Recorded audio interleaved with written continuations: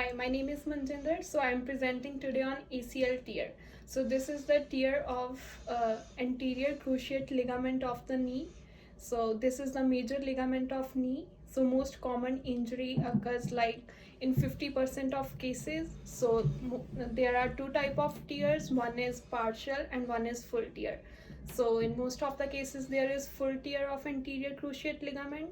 So it occurs by like rapid change in direction, sudden stops, and landing after the jump, or if there is direct contact with knee. So it occurs in sports like football, basketball. So now what's the mechanism of this injury? So the mechanism, there is like substantial and tibial shear forces that stress the ACL. So mostly there is non-contact tear also. So which is mainly produced by the valgus twisting injury. So ACL is one of the four main ligaments in the knee. So the main bones are like tibia and femur, and the ACL is located deep in the knee behind the patella. So I'll show you the bones and the location. So here's my model. Yeah. So this one is the femur bone, and this one is the tibial bone, and this one is the patella bone, and behind the patella, deep in the knee joint, there is an ACL ligament. So due to rapid change in direction and sudden stops, or in various sports, there is like tear of this ligament. So the main symptoms include like severe pain, there is loss of range of motion, and there is pain, and there is like you feel popping, like a pop feeling in the knee joint.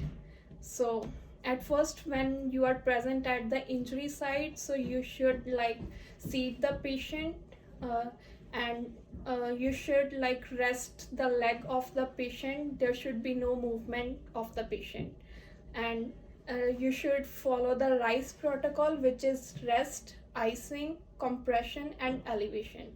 So rest is like you should rest the injured part. Ice is you should put some ice on that to avoid swelling, and compression you should compress that to provide to stop any swelling, and you should elevate that part above the heart level. So next is you should ask various questions to the patient.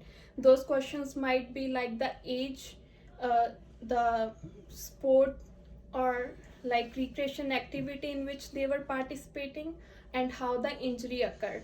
So next is observation. So you should do various observation at the sites. These observations might be like determine the nature and primary and secondary surveys. So these surveys include like assessing the breathing, circulation, and if there is any cut or bleeding, external bleeding.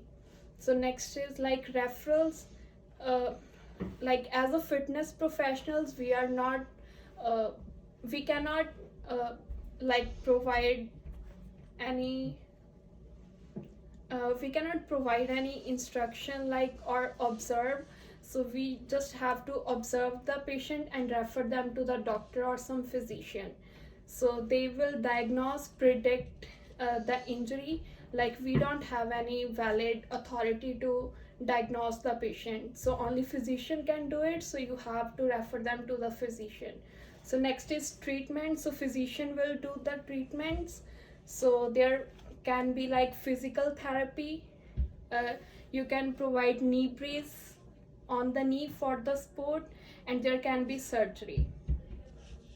So next is rehab. So rehabilitation can be done in like minor tears but not in the full tears, or if there is full ligament tear, you can do rehabilitation in later stages. So there are like rehabilitations like straight leg races, and you can do like various sets and heel raises. So next is warm up. So you should always do warm up before starting any sport or activity. So doing warm up can decrease the chances of your injury. So you can do various warm up exercises.